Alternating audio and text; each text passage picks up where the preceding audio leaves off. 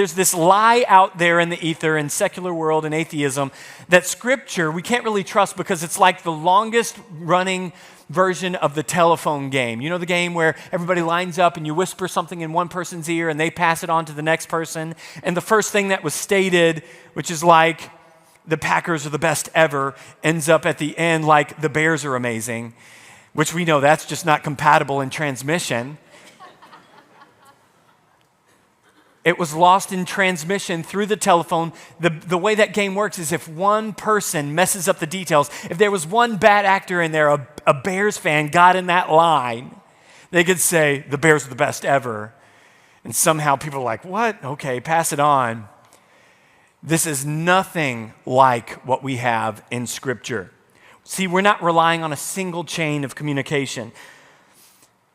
Scripture was copied, shared, and distributed widely and publicly, more like dozens of people, not like lining up to pass on one-to-one, but like dozens of people writing down the same exact document and passing it down the line without any opportunity for it to be messed up. Well, you could say, well, it could be messed up. Somebody could mess it up over time, but this is the beauty where we have over 5,800 Greek manuscripts and over 20,000 in other languages like Coptic and Syriac.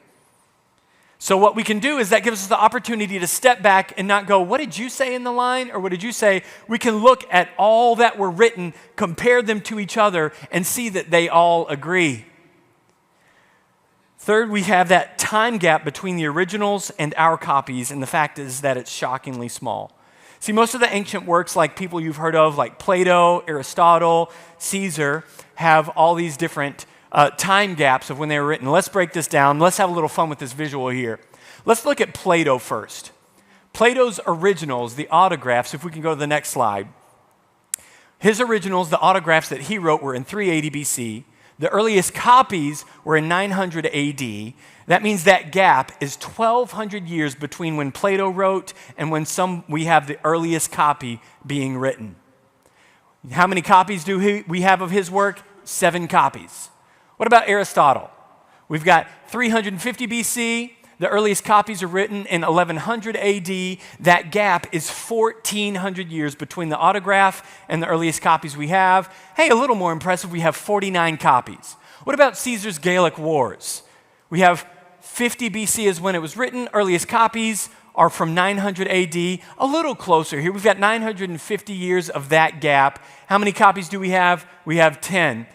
Now, just look at all those, and now let's look at the New Testament. Well, the originals were written in 400 to 100 AD. The earliest copies we have, some would debate for 125 AD, between 200 and 300 AD, which means that gap, look if you think, 1,200 years, 1,400 years, 900 years, the gap between the autographs and the first copies of the New Testament, somewhere between 25 to 200 years. Somebody wins this comparison right there. Number of copies, not 70, not 10, not 49, but 5,800 Greek alone, 20,000 when you include the other languages.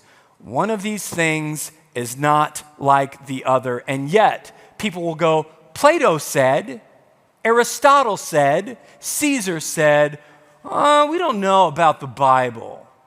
We don't know if we can trust it, if it really holds up. We have some of the closest copies to the original in time, with over 5,800 Greek manuscripts, over 20,000 in other language.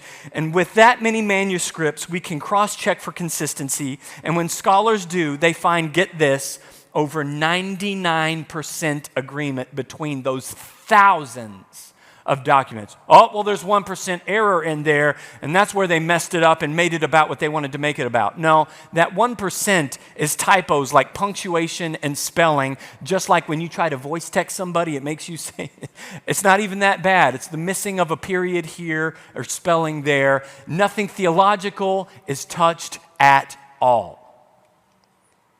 You don't get that level of accuracy by accident. This is not a historical telephone game. Guys, this is historical gold.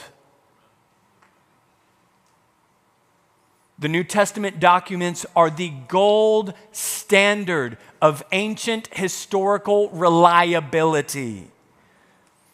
wasn't passed down through whispers in the dark.